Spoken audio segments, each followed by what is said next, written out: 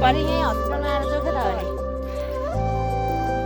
कति केजी सम्झना बराई 80 KG 80 KG साइली भाउजू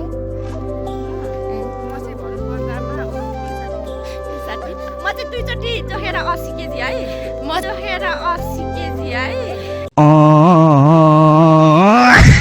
म चाहिँ दुईचोटि जोखे होइन 50 केजी होइन 50 केजी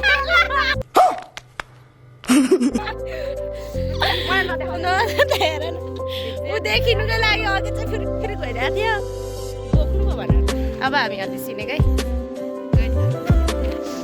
आज साइली नानाले चिकन खुवाउने अरे त्यो पनि जाममालामा होइन 50 रुपियाँको चटपटे खुवाएर चाहिँ ठुलो कुरा नगरौँ होइन जाममालामा होइन चिकन लेग पिससम्म खुवायो भने चाहिँ हामी पनि प्रचार गर्नु रेडी छौँ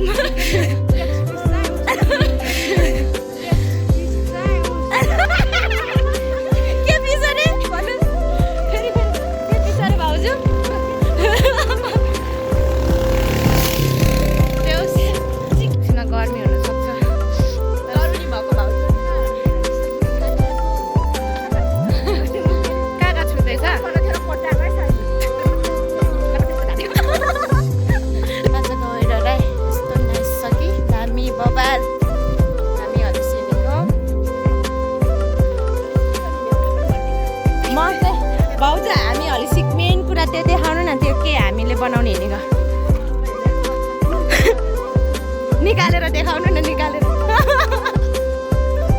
मेन विशेष काम चाहिँ हाम्रो यहाँ देखाउनु हजुर के गर्नु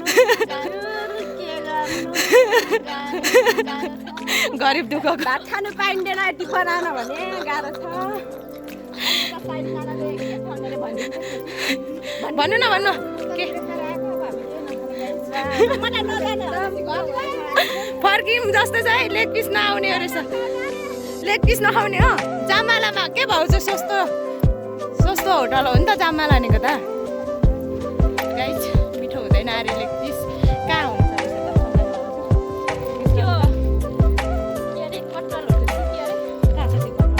फेरि मलाई नि थाहा छ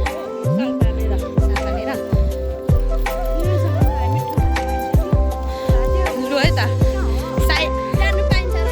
साइला विदेशमा छ खुवाउँछ होला भाउजूले आज त देउस भाउजूको साथमा हिँडेको छु म दुईजना भाउजूको बिचमा म एउटा नन्द हिँडेको छु जाममालामा खुवाए पनि के अरे कटुवाल होटल के अरे कटुवाल होटल के अरे कौन है ये लोग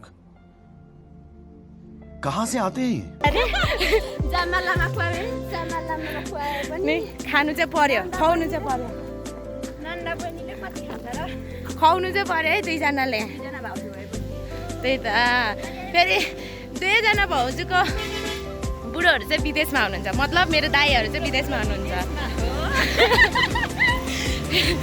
तिमीसँग हिँड्ने त्यो तिमीसँग हिँड्ने त्यो के अरे भुस्टिग्रेकीको हुन्छ भुस्टिग्रेकीको हुन्छ क्रेकको हो भन्न मिल्दैन हजुर त्यस्तो त अब पनि हुन सक्छ होइन साइली नाना साली नाना कि साइली नाना साइली हो मसँग हिँड्ने भुस्टिग्दै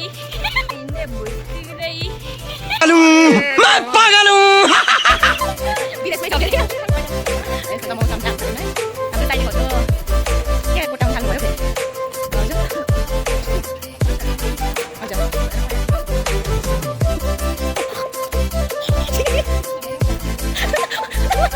तिमीको हल्लाउँदैछ देउस मौसम नभएको तर म त्यहाँ पुगेको छैन नि ए अङ्कलहरू जाँदैन होइन ल बोल्नु त बोल्नु न आजको मौसमको बारेमा भन्नु न कस्तो छ आजको मौसमको बारेमा भन्नु नभनेको भन्नु भएन। जे भए पनि आज चाहिँ एकदम राम्रो छ। कति दिन पछाडि घाम लागेको छ। आज कति दिन पछाडि घाम लागेको छ भाउजू? अस्ति हावाहुरी चलेको छ। कति गते हो? 1 गते कि 2 गते हो?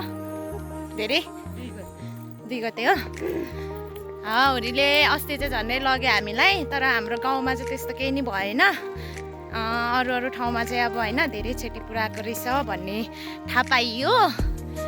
हाम्रोमा चाहिँ त्यस्तो केही नि भएन। हामी एकदम सेफ छौँ। अरूलाई त कुनै साँच्चै नि होला। म चाहिँ बाहिर निक्लेको भए त स्योर मलाई चाहिँ लिएरै नै जाने अवस्था थियो।